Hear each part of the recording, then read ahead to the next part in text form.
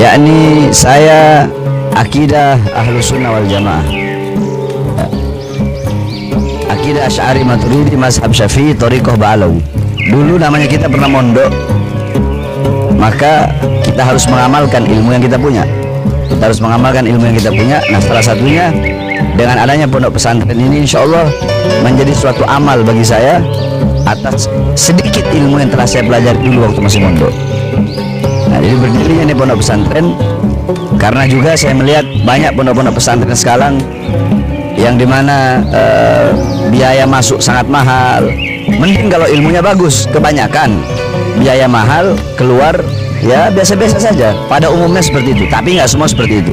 Ada juga pondok pesantren yang biaya masuknya mahal, tapi ya keluarnya juga jadi ulama. Ada ulama lurus, ada ulama yang enggak. Tetapi saya di sini pondok pesantren ini saya bangun yakni dengan darah, dengan air mata, dengan perjuangan, dengan himmah, dengan ghirrah. Saya tidak ada harta, saya tidak punya uang. Ini pondok pesantren ini dulu semuanya ini bambu, pohon-pohon pisang.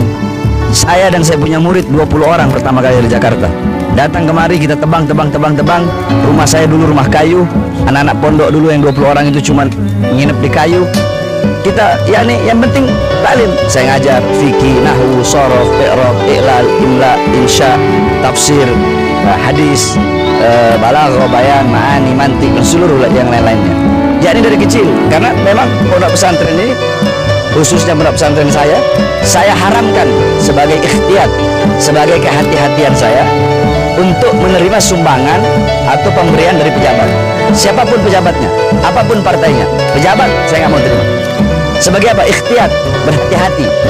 Saya nggak mau. Bukan berarti pondok pesantren nggak boleh. Yang lain silakan, karena masalah halal. Tapi untuk diri saya sendiri, saya larang. Saya haramkan pesantren saya untuk menerima dana dari pejabat. Jadi alasan bangun pondok pesantren, satu, untuk mengamalkan ilmu yang sedikit yang saya punya. Kemudian kedua, karena saya melihat banyak pondok-pondok pesantren yang masuk biayanya mahal, kasihan. Maka saya bikin ini pesantren. Semua santri-santri yang masuk itu gratis. Dan kebanyakan orang-orang susah, anak-anak yatim. Kemudian saya namakan Tajul Alawiyin. Taj itu artinya mahkota. Alawiyin artinya para habaib. Jadi mahkotanya para habaib. Karena jalur kita, garis kita, thariqah kita adalah thariqah para habaib, thariqah para leluhur-leluhur kita. Thariqah yang tidak ada thariqah, tidak ada jalan yang lebih cepat sampai kepada Allah selain daripada thariqah para habaib yang bersambung dari kita ke abah, ke guru terus sampai kepada Rasulullah SAW. Jadi itu tujuan, maksud, maqasid kita membangun ini pondok pesantren dua tadi. Tahunnya pokoknya pas anak keluar penjara aja dulu, 2012-an ke atas lah. Anak keluar penjara di Jakarta banyak yang datang, maka anak pindah ke sini dapat tanah, alhamdulillah. Yakni ya kita bangun pelan-pelan. Sampai sekarang kita masih bangun, dari awal bikin pondok sampai sekarang itu tiap hari bangun. Santri-santri ngebangun, bahkan pertama kali itu bangunan beton saya sendiri yang nyangkul. Tuh sebelah situ, sebelah kanan. Itu pojok kanan situ saya masih ingat. Bangunan 3 tingkat ini. Pojok kanan itu saya yang cangkul. Karena bagi saya nggak ada yang nggak bisa. Kalau yang lain aja bisa, kenapa nggak bisa saya? Jadi yang penting udah digali aja, udah pasti jadi insya Allah. Walaupun besinya ngutang. Sampai sekarang besinya masih ngutang sama Haji Yakub. Kalau nggak percaya, boleh tanya sama Haji Yakub. Haji Yakub, dulu Hebar pernah ngutang besi nggak? Sampai sekarang mungkin baru setengah yang anak bayar. Jadi anak modal himmah, modal semangat yang kuat. Untuk apa? Bukan untuk cari hidup dalam pesantren. Kalau anak cari hidup dalam pesantren, nggak mungkin anak gratisin semua. Selama anak makan, semua santri makan. Anak nggak makan ya santri nggak makan. Sampai kita dulu pernah udah nggak ada makanan, nggak ada lauk, ada pisang, itu jantung pisang kita potong, kita potong-potong, kita rebus pakai garam, makan nasi sama-sama bareng sama santri. Jadi ini ini pondok yang benar-benar murni talaf, nggak ada sekolah umum khusus pendidikan agama. Dan saya menjamin keluar dari pondok pesantren ini, insya Allah jadi orang berilmu yang mengamalkan ilmunya, ulama yang lurus, jadi ulama yang istiqomah, ulama yang nggak bisa dibeli, nggak bisa disuap, yakni ulama-ulama yang ar-rasikhuna fil ilm. Bahkan kita punya program 1 tahun itu udah bisa baca kitab kuning. 1 tahun bisa baca kitab kuning. Karena kita di sini kan ada fasal awal, fasal sani, fasal salis, fasal rabi. terus fasal awal sanawi, tsani sanawi, tsalits sanawi. Yang paling atas itu takhusus. Ada berapa banyak mata pelajaran, banyak banget kalau mau ana sebutkan. Nah, intinya sekarang kita ini lagi bangun, dari dulu sampai sekarang bangun terus. Kita bangun, terus kita mau bebasin lahan di depan. Itu lahan karena santri nggak muat kan. Banyak santri pada tidur sampai di luar. Di depan sana itu ada lahan sekitar, di depan itu nggak tahu dijual berapa, pokoknya sekitar 600 juta atau 700 jutaan. Di belakang sini dijual sekitar 400 jutaan. Itu lahan-lahan yang mau kita beli sama di depan sana buat apa, buat pos. Terus ini juga kita lagi bangun, lagi ngebangun. Nah, di depan sana juga mau dibangun kamar santri, kamar mandi. Di sini mau dibikin kantor, di sebelah situ kantor. Di sebelah sini apa, kita mau bikin tempat halagoh karena nggak muat. Halagoh itu tempat santri belajar, fasal-fasal kelas-kelasnya. Ya ini kita butuh biaya, tapi ya ana serahkan kepada Allah Subhanahu wa taala. Makanya ana berharap kepada umat Islam, siapapun, karena sedekah itu nggak harus kaya.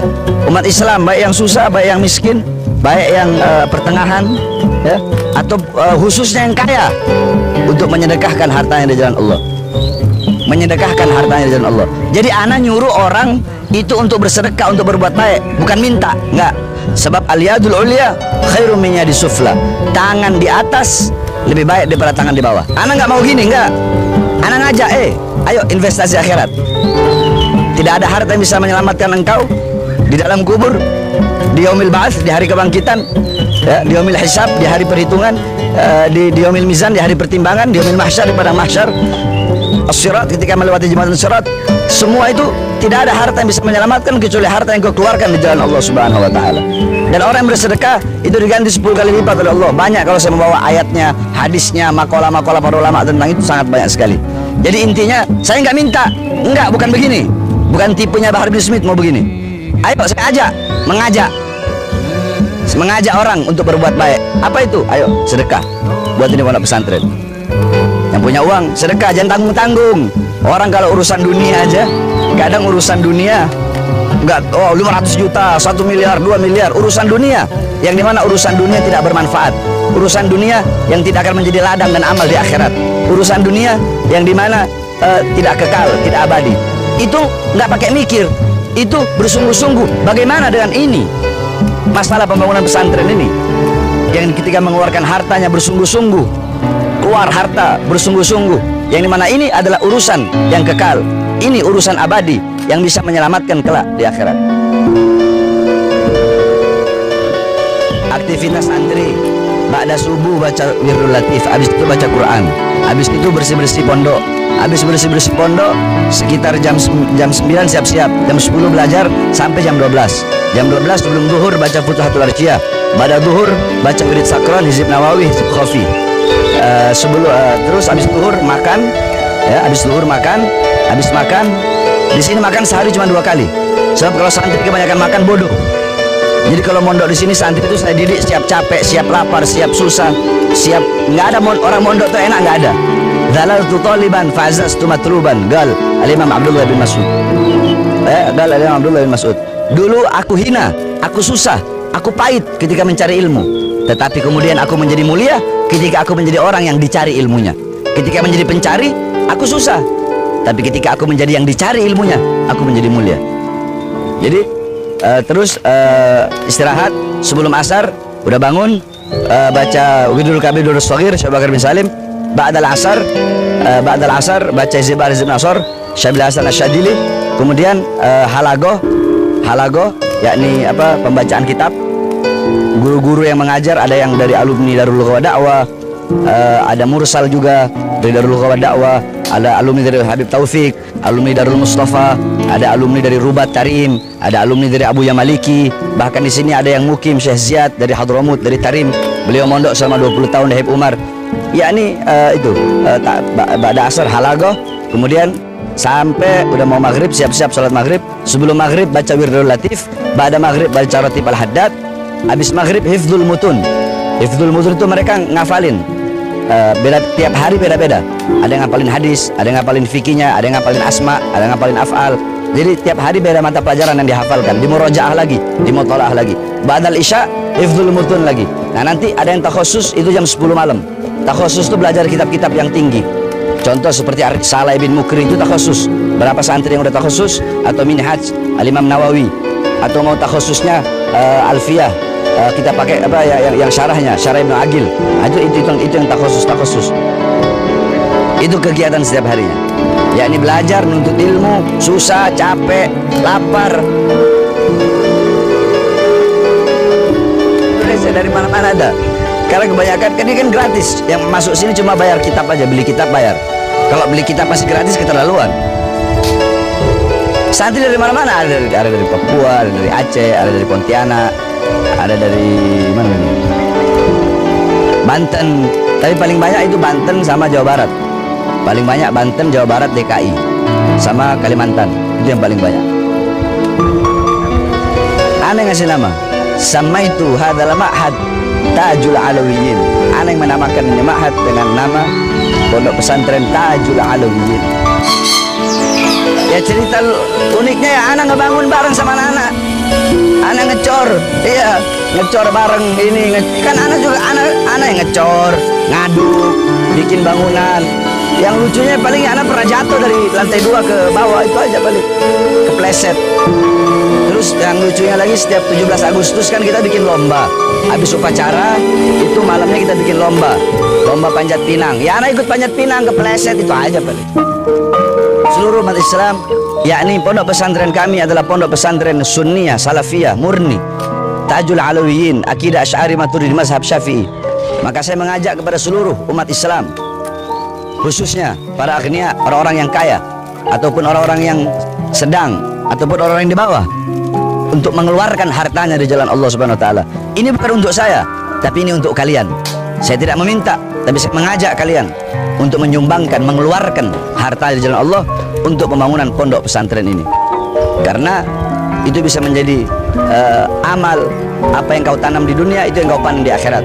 Di dunia kau menanam sesuatu yang baik, di akhirat kau akan memanen sesuatu yang baik. Tetapi di dunia kau menanam sesuatu yang buruk, di akhirat engkau pun akan memanen sesuatu yang buruk. Saya berterima kasih kalau saya berterima kasih, bukan kalau, harus nanti seluruh yang mendengar ini mengeluarkan hartanya di jalan Allah Subhanahu wa taala. Nanti kalau mau langsung silakan, ente mau bawa pasir, bawa pasir. Jadi kita nggak hanya terima uang, bawa pasir, mau bawa batu, bawa semen. Kalau yang mau transfer uang, nanti mungkin ditaruh ya nomor rekeningnya. Nanti yang mau transfer uang ditaruh nanti nomor rekeningnya di bawah BCA atas nama Muhammad Jalaluddin kalau nggak salah. Karena saya nggak pakai ATM. Itu si Jalal yang ngurus semua urusan pembangunan pesantren. Nanti ditaruh atas BCA atas nama M Jalaluddin. Mudah-mudahan Allah Subhanahu wa taala berkahi kita semua. Allah pandang dengan pandangan kasih sayang. Allah jaga dengan adanya pondok-pondok pesantren, semua pondok-pondok pesantren di Indonesia. Yakni pondok-pondok pesantren inilah yang menjadi awal bagi kebangkitan, menumbuhkan semangat ghirrah wataniyah, ghirrah islamiyah, ghirrah untuk, yakni zaman dulu itu belum ada apa-apa.